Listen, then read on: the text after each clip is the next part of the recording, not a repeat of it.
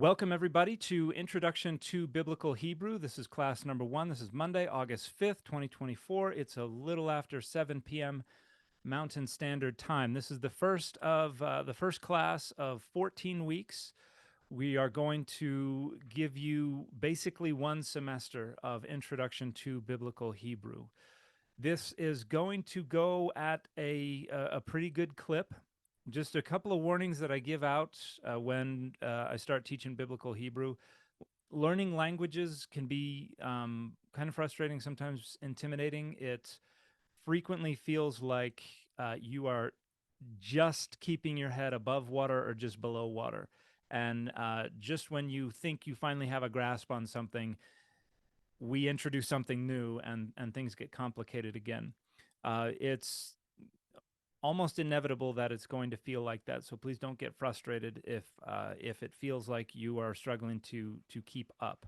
Um, the recommendations I make for everyone who wants to learn biblical Hebrew or any ancient language, really, because you can't really immerse yourself because no one speaks this language as a native language today. What I recommend is trying to read out loud from a biblical Hebrew text a little every day. Now, you're not going to be able to, most of you are not going to be able to do that with any real facility yet. It's going to take a bit to pick that up. But once we get to the point where you can recognize the consonants and the vowels and you can make the sounds that are on the page, I'd like you to be reading out loud a little bit every day, 5-10 minutes, whatever you can fit into your schedule. And what that's going to do is train your ear to hear correct Hebrew. It's also going to increase your fluency in reading biblical Hebrew. And then the other thing I would recommend is to get some kind of app for flashcards or use traditional flashcards.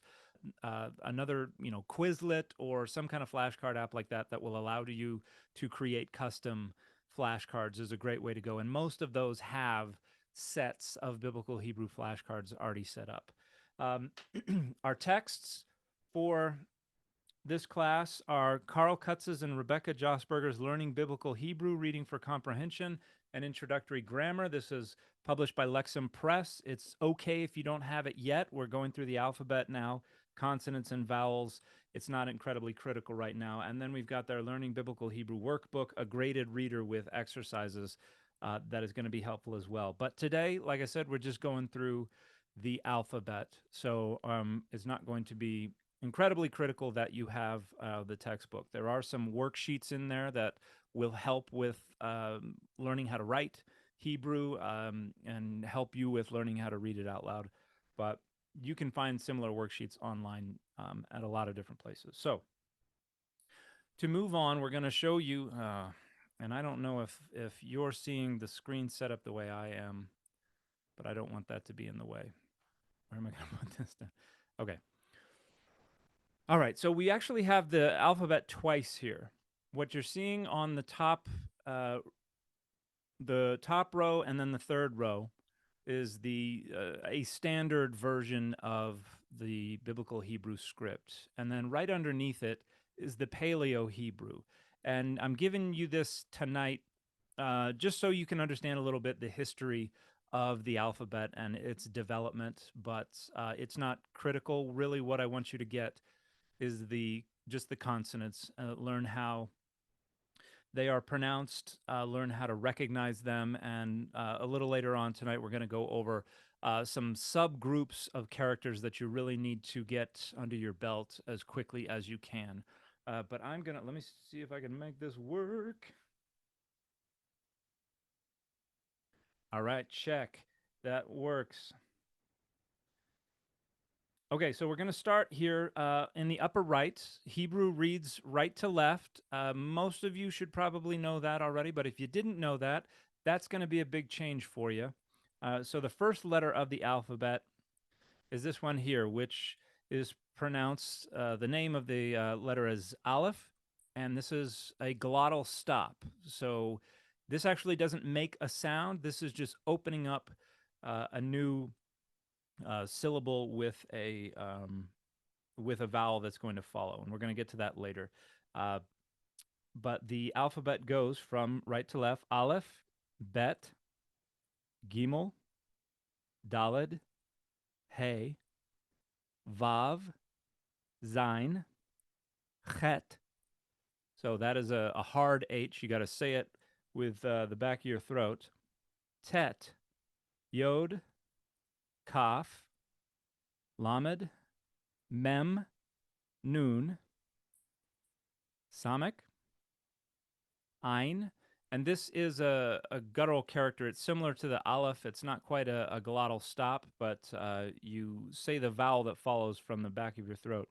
Pe, Tzadi, Kof, Resh or Resh. This is the R sound, but it's also guttural. It's a little closer to like a French R. It's not quite like a hard HR, but it is something usually pronounced in the back of the throat. Shin and Tav. Now, this page is here basically so you can get a look at the whole alphabet in one sitting and then see what these other characters are like. And we're going to go through the letters individually, but what's going to help you memorize the alphabet, as it's called in Hebrew, is a song. There are a variety of different songs that people use to memorize the Hebrew alphabet. The one I prefer comes from a little show called Shalom Sesame. Okay, so you have the link. Please go check that out. It's also in the syllabus. That I think will be the easiest way to get the alphabet down. But we've got Aleph, Bet, Vet, Gimel, Dalet, Hey, Vav, Zain, Chet, Tet, Yod, Kaf, Chaf, Lamed, Mem, Nun, Samech, Ein, Pei, Fe, Tzadi, Kuf, Resh, Shin, Sin, Tav. Okay, and then we're going to go through a bit. Each letter, just talk about it a little bit. Again, Aleph is a glottal stop. There's going to be a vowel that's going to come after it. We're going to learn about vowels on Thursday. And so really you're just closing your throat or stopping your breath and then starting again with Aleph. And this is based on an Egyptian hieroglyph depicting the head of an ox. Now, what you're seeing on the below the square script there, that is the Paleo Hebrew, but the original looked something more. It developed from that, and even earlier than that, from the Egyptian, it looked more like an ox's head. From there, we got bet or vet, depending on whether or not it has that dot in the middle. We're going to get to that in a moment. But this is based on an Egyptian hieroglyph depicting the outline of a house. And earlier, that would have looked like something like that, or the basic layout of a house. And the name of the letter comes from an archaic Semitic noun, bait, which means house. Hebrew is what's called an acrophonic language. And what that means is that each character descends from a glyph that represents a word that starts with the sound that the character represents. So the character does not represent all of the meaning that is based with that comes from that word. It just represents the sound that starts the word. So bite means house. So we draw a little picture of a house to indicate b, the sound that starts off the word. So that is what acrophonic means. Yes, and the slideshow will also be posted with the videos. Then we've got Gimel, and this just makes a pretty basic G sound. It is based on an Egyptian hieroglyph that depicts a throw stick, and the name of the letter comes from an archaic Semitic noun, Gamel, which means a throw stick. And we have Dalet, which makes a duh sound. This letter can appear with and without a dot, but in modern Hebrew, you don't distinguish how it's pronounced, although anciently the difference may have been duh with the dot and something more like the without the dot, but we're not going to distinguish the pronunciation.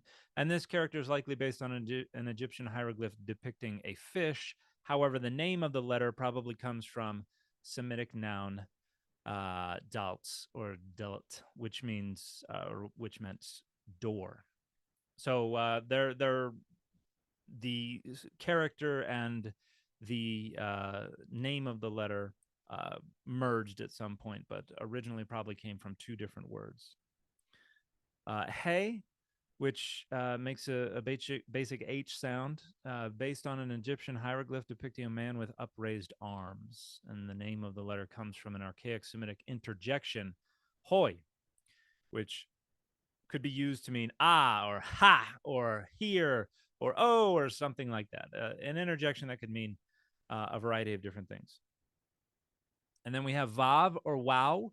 It has become conventional within the study of biblical Hebrew to refer to this as a vav, but historical linguistics thinks that originally it was far more commonly pronounced as a w sound. But this is based on an Egyptian hieroglyph depicting a mace, kind of mace you hit people with. And the name comes from a Semitic noun, wow, which occurs in the book of Exodus. And some people think it means nail, but really it's a hook or a peg that you would hang a curtain on.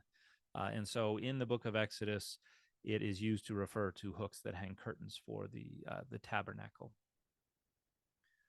And we have Zain, which is a pretty standard Z sound based on an Egyptian hieroglyph depicting an axe. And the name of the letter comes from an archaic Semitic noun, Zain, which meant axe. And then we got Chet, which is that hard H sound. And I've included the CH transliteration here. If you see that in any kind of transliteration of any Hebrew, it is never pronounced ch. It is always pronounced as a hard H, ch. And that originally came from a hieroglyph depicting a fence, and chot was probably the original Semitic noun that came from, which meant fence. Then we've got tet, which, for the sake of convenience, we're just going to say this is a standard T sound, and it came from a hieroglyph depicting a village with crossroads, and it probably came from an archaic Semitic noun, tet, which referred to clay and mud that you would find in the street, at the crossroads of a street, for instance. And then we have yod, based on an Egyptian hieroglyph depicting a hand with a curved palm, and it comes from the Semitic noun yad, which means hand. You'll learn that noun pretty quickly. And then we've got kaf in the song. We had kaf with the dot in the middle, and then we had chaf. Without the dot, the pronunciation is very similar to the chet, that hard H sound in the back of the throat. And this is based on an Egyptian hieroglyph depicting a hand. The name of the letter comes from an archaic Semitic noun, kap or kaf, which referred to a hand.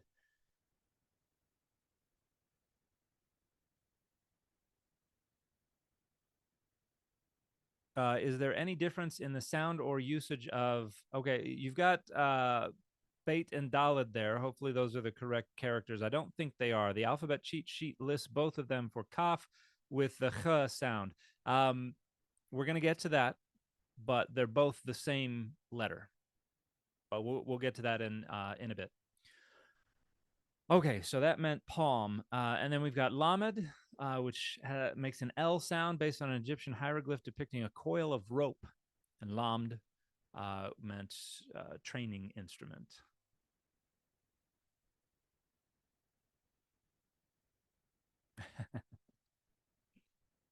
Mem, your M sound based on an Egyptian hieroglyph depicting water. The name of the letter comes from an archaic Semitic noun, mem, which meant water. Mime in Hebrew means water. And we've got noon, and on the alphabet cheat sheet, there are two different ways to draw this character as well. And this is based on an Egyptian hieroglyph depicting a viper or a cobra, and that noun noon meant fish. Again, we've got a little bit of a disjunction between the name of the character and the grapheme that depicts the character. Samek is basic S sound. This Egyptian hieroglyph depicted a column imitating a bundle of stalks tied together. And the name comes from a verb, samk, which meant to support. So you can see in the Paleo Hebrew on the bottom, that character somewhat more represents what you might expect an Egyptian hieroglyph depicting a bundle of stalks to look like. But the square script doesn't look so much like that. And then we've got ein, a glottal plosive based on an Egyptian hieroglyph depicting an eye. And that comes from the word ein, which means or meant eye. Pe can be a P sound with the dot in the middle. Again, we'll get to that in a moment. Without it, it makes an F sound. So this is based on an Egyptian hieroglyph depicting the corner of a wall. And the name of the letter comes from an archaic Semitic noun, pe, which meant edge, extremity, or end. Somebody asks in the chat, so does Hebrew come from Egyptian? Uh, the script comes from Egyptian. Uh, the alphabet, which is an alphabet, is a set of characters that represent individual sounds so that you can create you can put them together to create combinations of sounds to create words. That's different from the kind of writing that came before in Egypt and in Mesopotamia, where they used characters to represent syllables or sometimes entire concepts. So those were syllabic, logographic, ideographic scripts, but you needed to memorize hundreds and hundreds of them to be able to create all the sounds. And so what happened was some workers in around the Sinai Peninsula, probably enslaved folks or corvée workers who were conscripted to work in mines, started taking Egyptian characters and using them acrophonically, using them to represent individual sounds. And this led to the creation of the alphabet, which uh, doesn't represent syllables or entire concepts. It just represents specific sounds, consonants. They didn't have characters that represented vowels yet. But once you do this, and you don't have to have a dozen characters to represent all the sounds, all the syllables, or all the ideas, it significantly reduces the number of characters that have to be learned from hundreds down to there were between 22 and 30 characters in the earliest alphabets.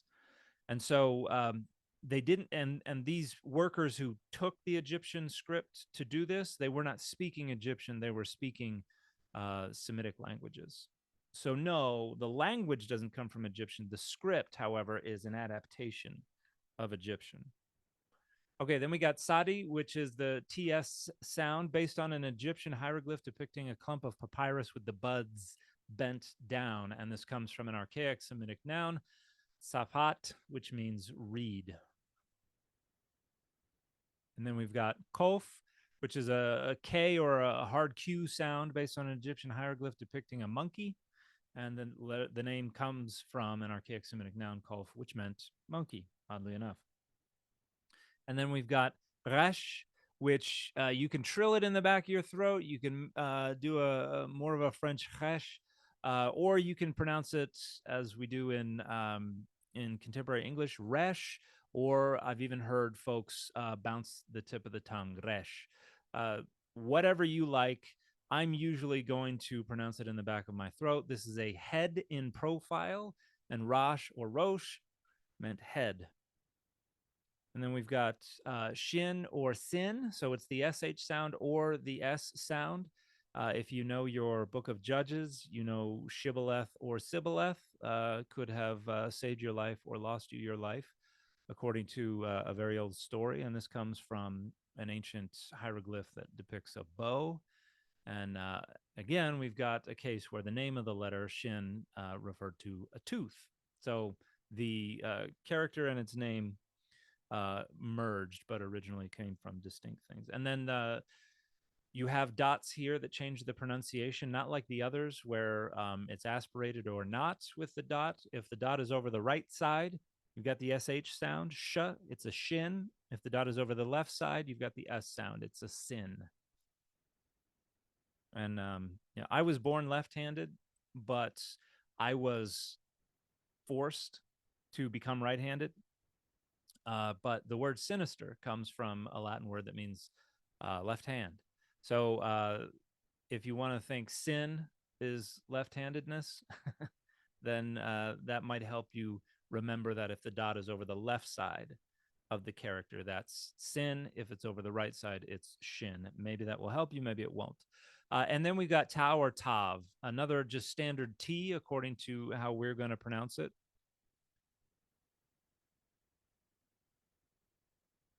And we'll get to the aspiration question in a moment. But the book says to remember it as sin is not right, which would also, yeah, or sin is left if you want to remember it that way. So the tav is based on a hieroglyph that represented two crossed planks, and the name of the letter comes from an archaic Semitic noun, tau, which meant a mark. Maybe you have heard people say this means covenant or something like that. That's a Christian imposition. That's something that Christians have made up. So this just was like an X, something that somebody would use to sign a contract or something like that. Okay, let me just see what we got. Some. We'll get to the Q&A after we've gotten through it. What are we at? 728. Okay. If you would like to learn more, here are 3 phenomenal books on the development of the Hebrew alphabet. Joseph Nave's Early History of the Alphabet talks about the development of the alphabet, and you see down here, these are some of those inscriptions where there were people who spoke Semitic languages who took those Egyptian hieroglyphs and began to use them to represent individual sounds that were made in their Semitic language.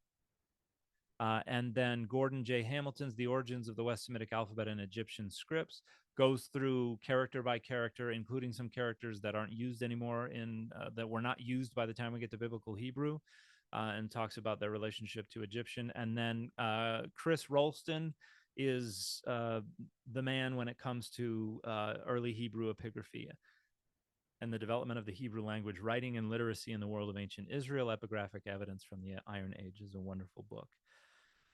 Okay, so now we're going to talk a little bit about some of these collections of letters that you're going to need to learn. There are 4 special letter groups that that you're going to need to pay attention to.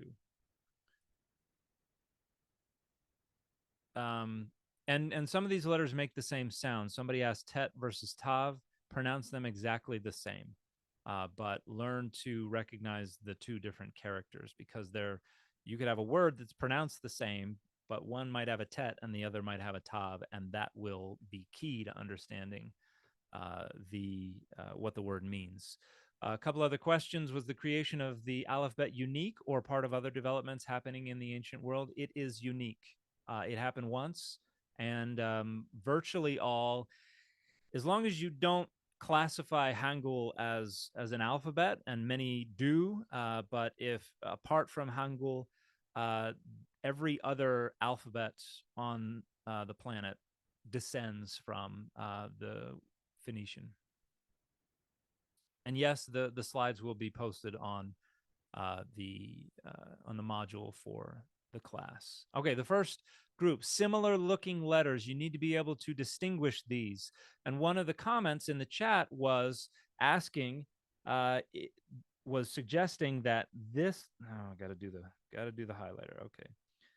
That this letter and this letter were both pronounced ch, and that was because they look an awful lot like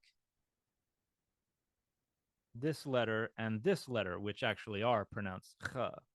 But these other 2 are pronounced b and d. So you'll need to pay close attention to these letters that look very similar. But on the top row, starting from the right and moving left, we've got the bait, we've got the kaf, and we've got the pei. So they make the sounds b, k, and p. Below that, we've got the dalet, the resh, and what's called a kaf sophit, or a final kaf. And that's one of the other groups of letters you're going to need to learn. Below that, we have the hey, the chet, and the tav, which can look very similar, particularly if you're looking at like a Dead Sea Scroll manuscript or something like that. Get rid of that. And then under that, we've got the vav, the zayin, the yod, and the nun sophit.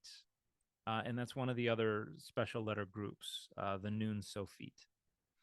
Below that, we've got tet and mem. I never really got confused with those, but if you're looking at a script where they look very similar, you might confuse them. Below that, you have the ein and the tzadi. You definitely want to learn to distinguish those. Below that, you've got the gimel and the nun. Depending on what kind of typeface or script you're looking at, those might appear very similar. And then below that, you have the samek and the mem sophete. So that's the first special letters group that you want to be aware of.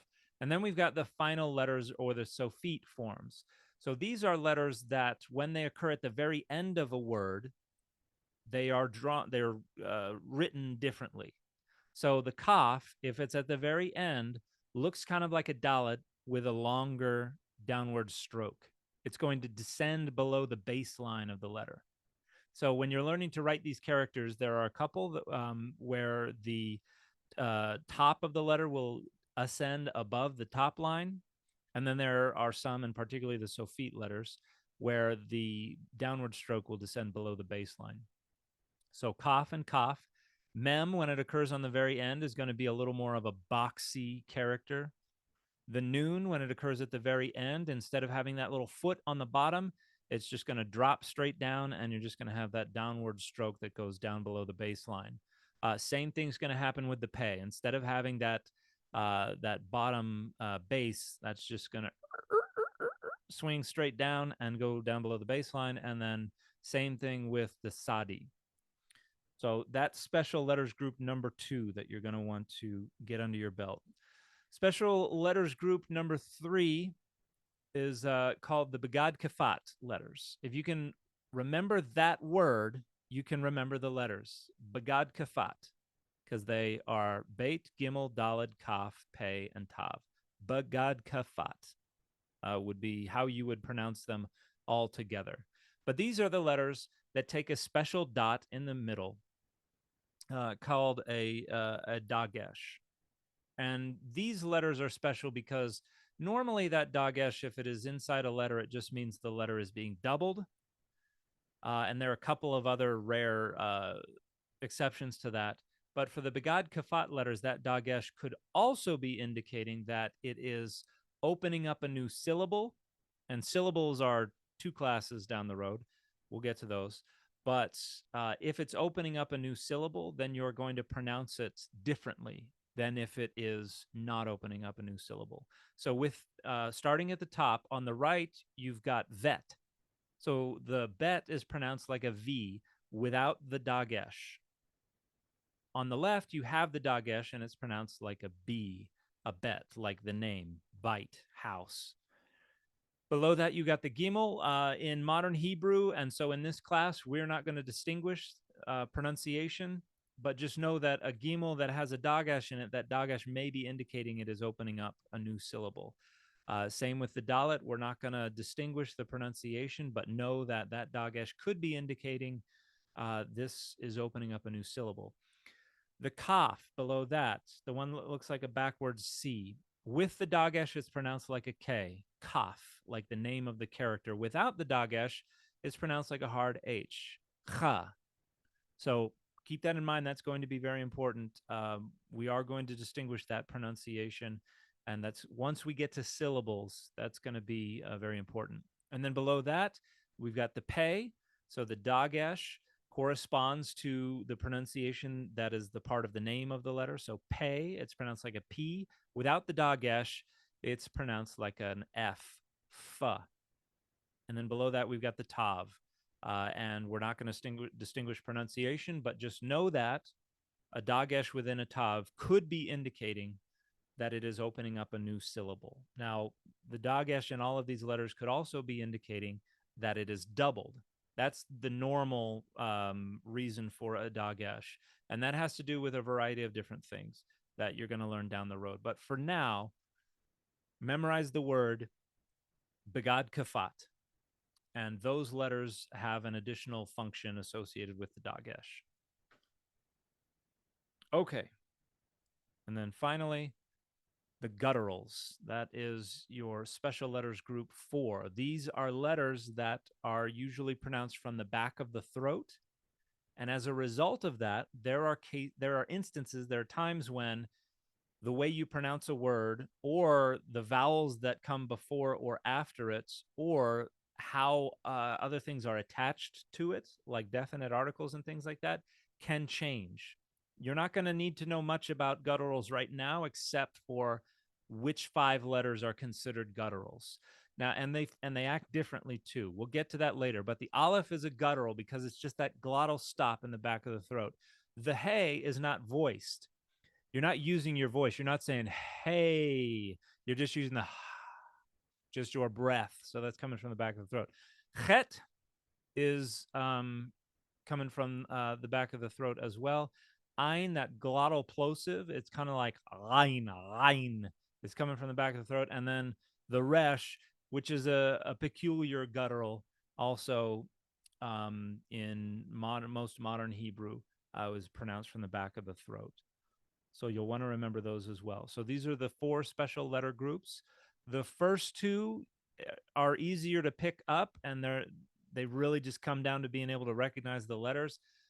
The next 2 have a lot to do with how the words come together and mean things. So they're all important, but you're going to be cursing the final 2 a lot more frequently than you're going to be cursing the others, the BeGaDKePhaT letters and the gutturals. All right, now I think we had a. Oop. I'm gonna get out of that. All right. I think we had some comments come up here. Does doubling just mean saying the letter for a longer time? No, you don't really change the pronunciation unless you're doubling a BeGaDKePhaT letter. We're going to use curse words maybe when I'm grading, but not. Oh, I'm not really going to be doing much grading. We're going to have quizzes, but you're going to be doing the grading. It seems similar to Japanese, where diacritical marks make an unvoiced consonant voice. Ha becomes ba. Yeah, it is. It's somewhat similar to that. Okay, we're gonna move on to, and this is a worksheet, or an example of a worksheet. I think this should be the worksheet from the book. If it's not the worksheet from the book, it's one I found online somewhere. This is just to help you learn how to write Hebrew in a way that is easy to understand for people who are learning biblical Hebrew. There is a what's known as cursive Hebrew, and that's how modern Hebrew speakers will write. You can learn that if you want. I didn't learn that. I don't really have much of a use for it. I recognize it, but I recognize this more easily. Whatever you want to do so that you can recognize the Hebrew that you're writing, learn that system. But like for Aleph, instead of doing 3 strokes, I just do an X. I feel fine doing that. Some people might have to pull out fainting couches if they see me do that. But whatever you want to do, just make sure you can do things like distinguish the hey from the chet, and distinguish your samek from your final mem, and things like that. And you can see on this chart where they do have the Sophite letters, and the Kof. The Kof is not a Sophite letter, but it still has that downward stroke that descends below the baseline. The others, the Noon, the Kaf, the Pei, and the Tzadik, those Sophite letters descend below the baseline, and then the Mem Sophite, or the final Mem, does not. That stays on the baseline. And then the one that goes up higher is the Lamed. So whatever you've got to do to learn how to write Hebrew in a way that you can recognize, get it done. Okay, and one thing I want to do here as we get to the end, you're not going to walk away from, if you didn't already have the alphabet memorized, you're not going to go to bed tonight having had it memorized, unless you spend the next however much time just repeating it over and over and over again. But I don't expect you to do that. This is something that's going to take a little bit for you to condition yourself to remember. But what I want to do here is, these are names of people and places in the Bible, and I want those folks who have not learned the Hebrew alphabet before So take a look at these, and if you have a reference in front of you, that might help a little bit. But I'm going to circle some word or some names, and I want folks who don't know Hebrew already take a minute or two, look at it, try and figure out what that name is, and then go ahead and put it in the chat. Okay, let's start with this one. This might be a difficult one, but what I'll let you know is the vav, the middle character, that can also be a vowel. Now we're going to learn more about that on Thursday. The few characters that can also be vowels. But yes, so Felix says Noah. That's correct. So this is pronounced Noach in Hebrew, and we're going to get to why you can have that that little what's called a furtive patach, that short a sound before the het later. But that is the name Noah. All right, let's try a little slightly. Yeah, let's do this one.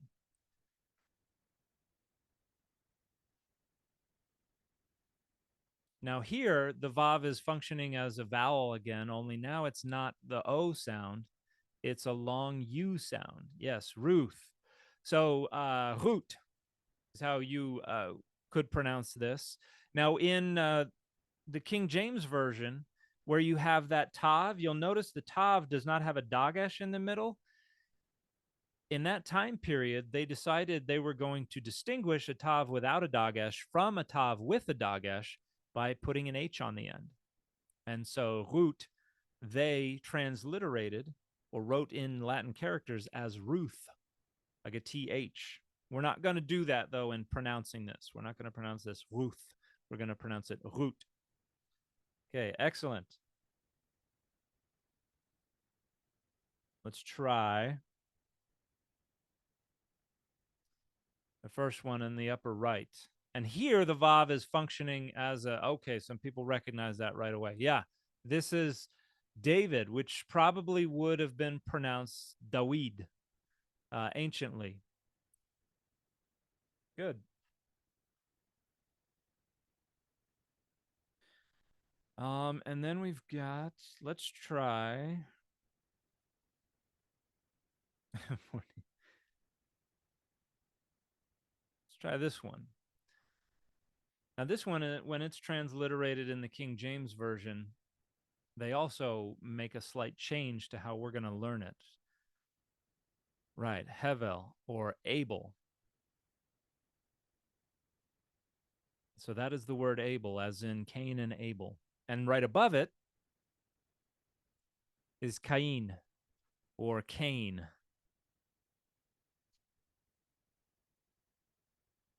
All right, excellent. This one is pronounced, the Hebrew is different from the way we're used to hearing it in English because we're getting it transliterated in, through Greek and then into Latin. Who can figure this one out? And hopefully my video is in the way and the way I'm seeing it. hide thumbnail. Okay. Yeah, so this is, imagine this has a dot over the right side, and this is pronounced Shlomo. And normally the hey does not make an O sound. Normally that would be like a final ah sound. But here, because of how old it is, this is a final O sound. Shlomo is the name Solomon, coming through Greek and then Latin to English. Okay, let's try one that's.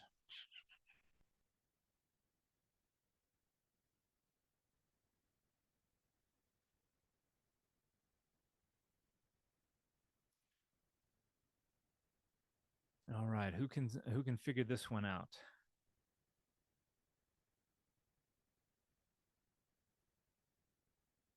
Right, Jeroboam, not Yeshua. Jeroboam.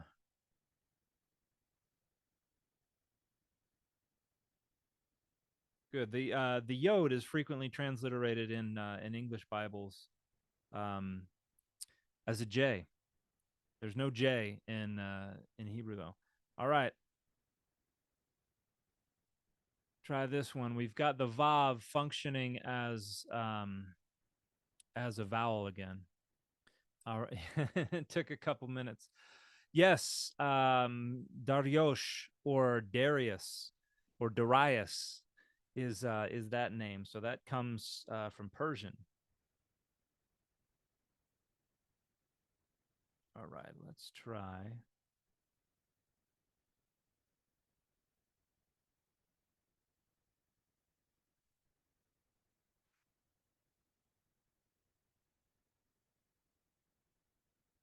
So this one also has the vav functioning as a vowel on the very end. Issachar, nope, that's not Issachar.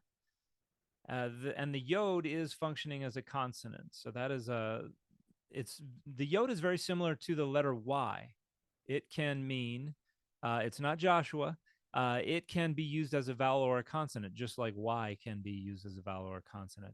This is Isaiah. This is pronounced Yeshayahu.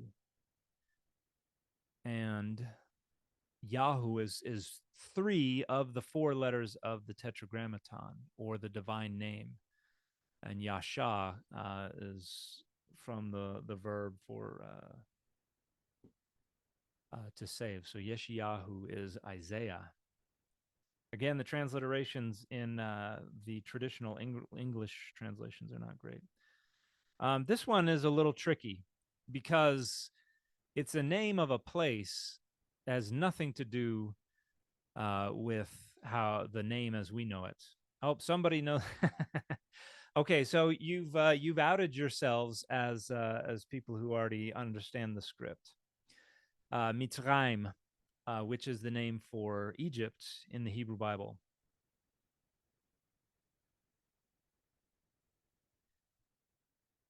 All right, and then here's my favorite.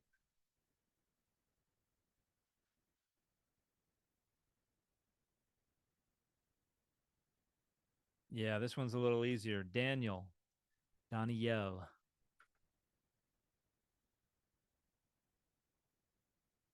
Let's do a fun one.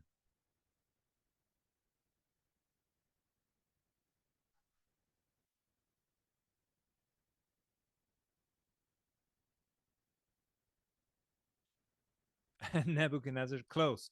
No, yes, this is Melchizedek.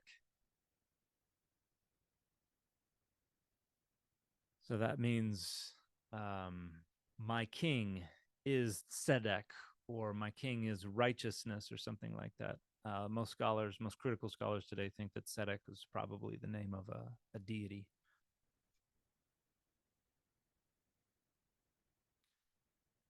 All right. What's a good? Oh, this one's a good one. Is that a dash in the middle? It's a special Hebrew dash that you'll see from time to time, which means pronounce these words, accentuate these two words as if they are one.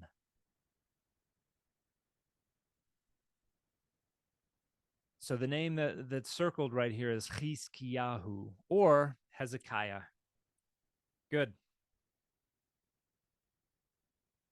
Here's one that is also just a little different because it's been transliterated through Greek and Latin to us.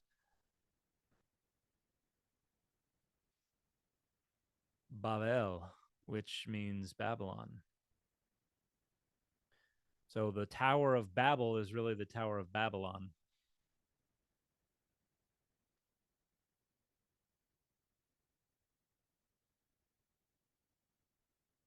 All right, let's see. Let's do one. Let's see.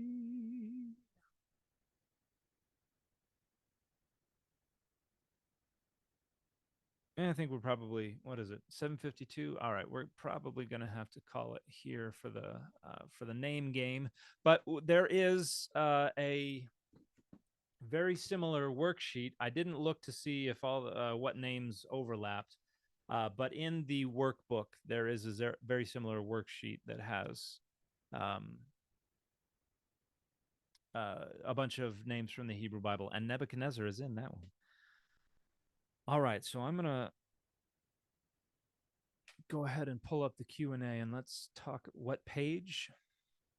Oh, and somebody asked if I'm going to be pronouncing the divine name in class. I will not be. I will be using Adonai. But yeah, I'll let you know if I say Adonai and it's actually the Hebrew word, the special form of the Hebrew word for Lord or my Lord. It's on page 5, exercise 1B. So your homework for tonight, for those of you who have the workbook, is exercise 1A, writing the Hebrew square script, and exercise 1B, reading proper names. And then I think, oh, no, you have an exercise 1C. That is optional. That's if you want to do the cursive. You can do that one as well. But that's it in terms of the exercises. But yeah, your homework is just to try to memorize that alphabet as much as you can and try to memorize those 4 different special sets of characters. And yet, and also, if you go to Lexham Press, you can download. They have, if you go to the, I forget what it's called, extra materials or supplements or something like that, you can actually download all of the worksheets from this. Doesn't have any of the translation exercises, but you can download a PDF of all of the worksheets right now. So you don't even need the workbook to get the first several. I'm going to end the show real quick. The worksheets for the first few class periods. Okay, there, the show has ended. Why do we sometimes identify vet as bet even when there is no dagesh?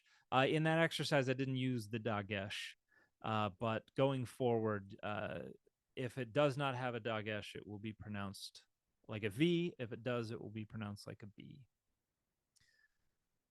Okay, Q&A. We've got a handful of Q&A questions. Can you talk about how biblical Hebrew compares to modern Hebrew, pronunciation forms, etc.? I've been using Duolingo for learning the alphabet, and I don't know how helpful that actually is for learning biblical Hebrew. In terms of pronunciation, that's going to be phenomenally helpful because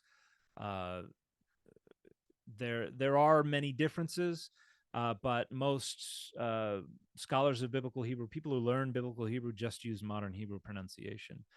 Now, Hebrew was considered a dead-ish language for many centuries. It was revived by someone who decided they needed a national language if we were going to be Jewish people with a discernible identity, that they needed to be speaking Hebrew. And so it was kind of revived by appeal to the grammar and syntax of a bunch of other living languages, and a lot of new vocabulary had to be created because they didn't have computers around when they wrote the Hebrew Bible, so they didn't know how to say computer, so or airplane or Skibidi Ohio Riz or things like that. So they had to recreate it. Some of the grammar was recreated differently. For instance, most verbs in modern Hebrew are going to look a lot more like participles in biblical Hebrew.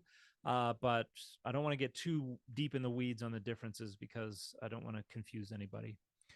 Is the English word alphabet derived from aleph and bet from Hebrew? Yes. But through the Greek, because the Greeks adopted the Phoenician alphabet, and alpha, beta, gimel, dalet, dalet, delta, alpha, beta, gimel, delta, follow the Phoenician alphabet. There are a few differences, but the word alphabet comes from the Greek, but the Greek alphabet comes from the Phoenician, from the Hebrew. Also, can you email out, post the PowerPoints before class? I like writing notes on the slides that you're using. I will try to do that. There might be times where I'm hurrying to finish up the PowerPoint right before class, though. But I will try to have it done soon enough so that I can get it up before the day of the class. But I may not be perfect on that.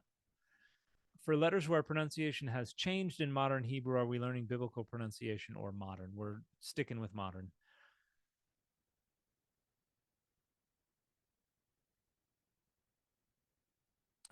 Fully understand this is ancient Hebrew and not modern Hebrew, but does anything we will learn here apply to modern Hebrew? The pronunciation will apply to modern Hebrew. A lot of the vocabulary will overlap. The grammar and syntax, it's going to be hit or miss. Sometimes it's going to overlap, sometimes it's not. On exercise 1B, can you give me a hint for the very last proper name?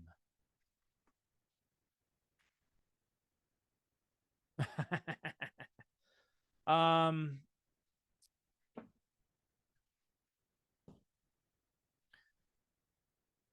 yeah, red. That's the only hint you're getting.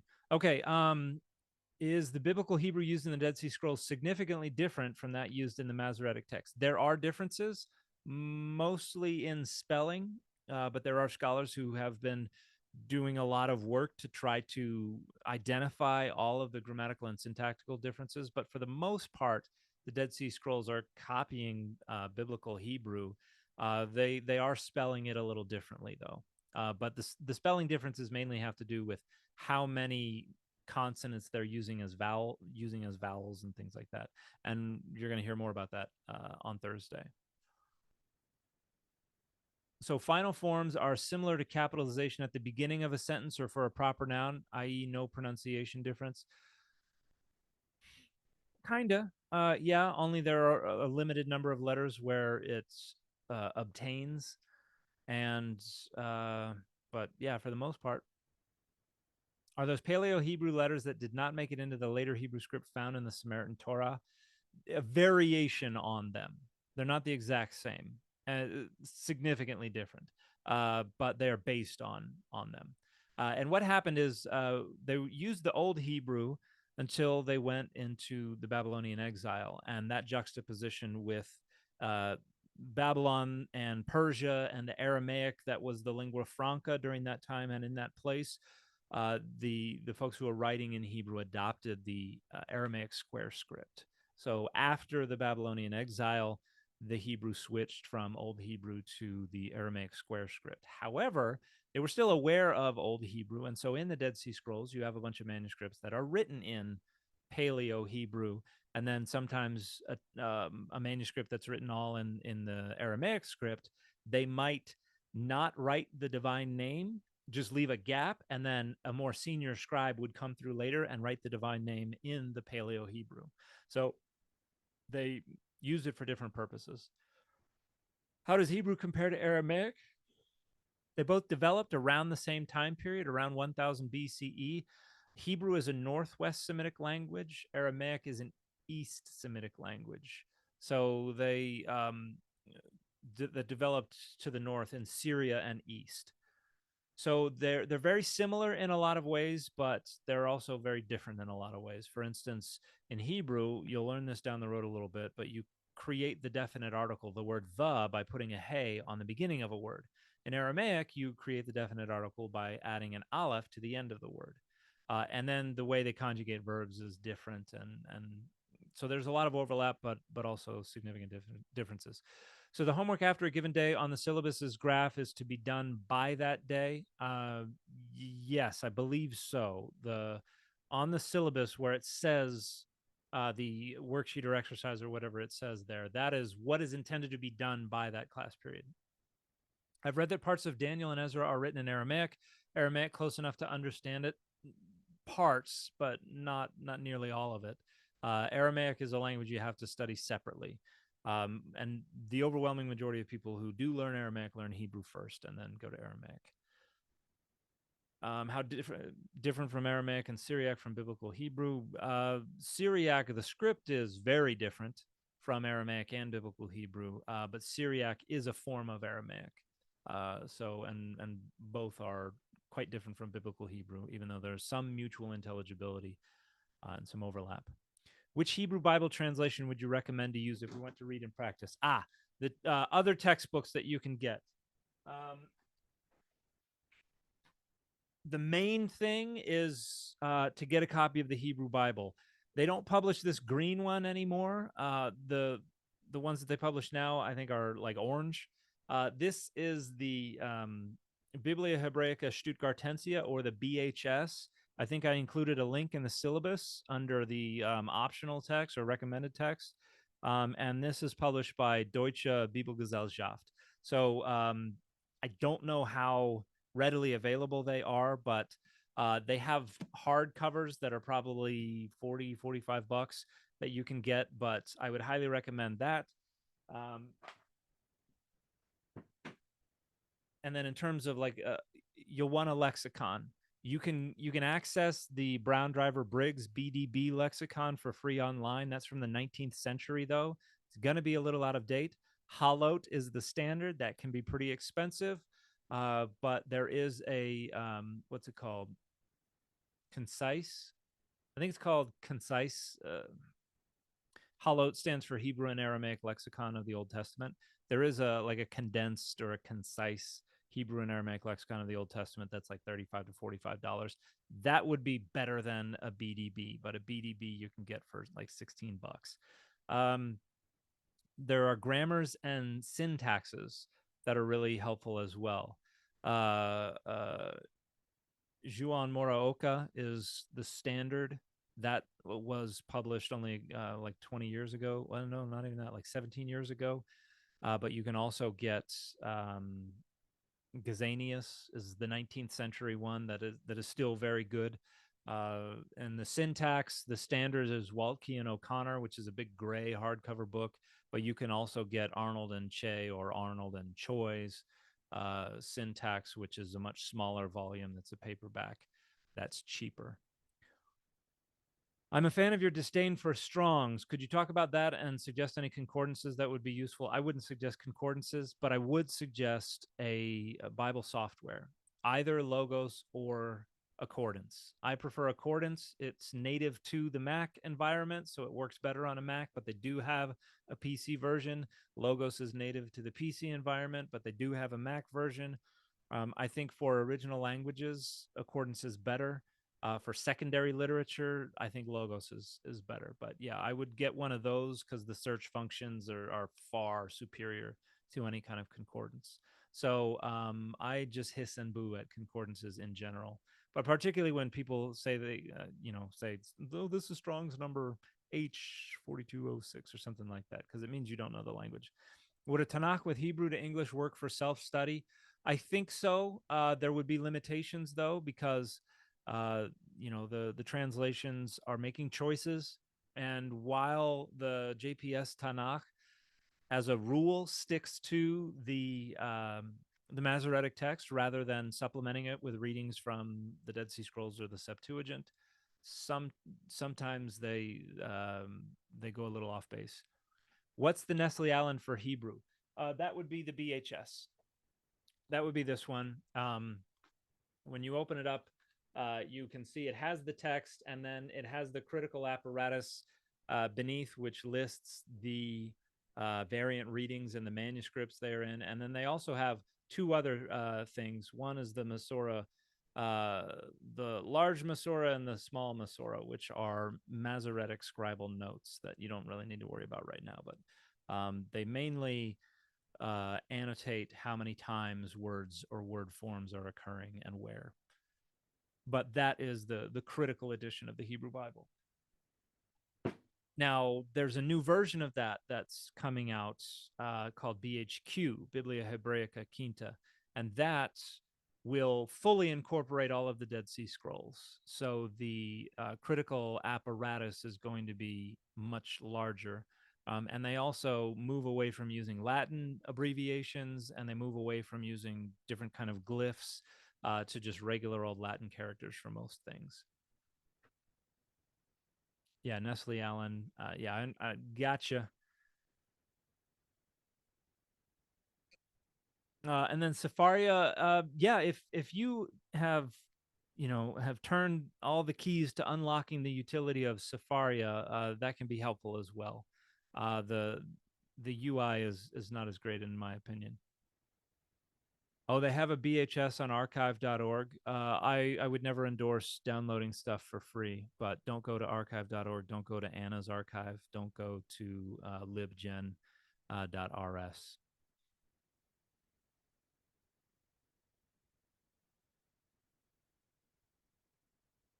Earlier in the lecture, you said that the Dagesh indicates aspiration, normally not distinguished in English. Is the stop verse fricative that the textbook teaches just a simplification for English speakers? Then it's probably a little more accurate than than referring to aspiration. I think that is just that's how I think of it in my head. But if the textbook uses a different thing, I would go with the textbook.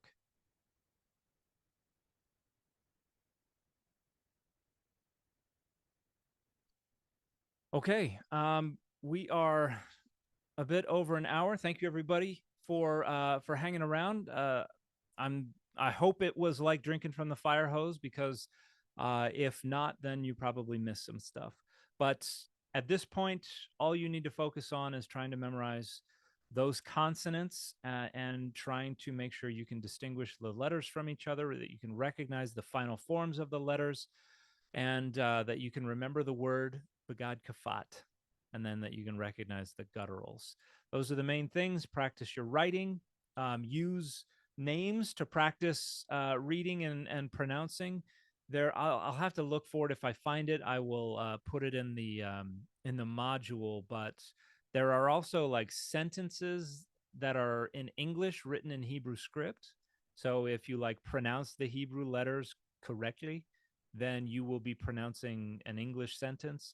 I found those helpful for trying to pick up what was going on with the Hebrew, because I was overlaying a language I understood on a script I did not understand. So you can look for that as well to try to help. And then next class period, we're going to be talking about vowels.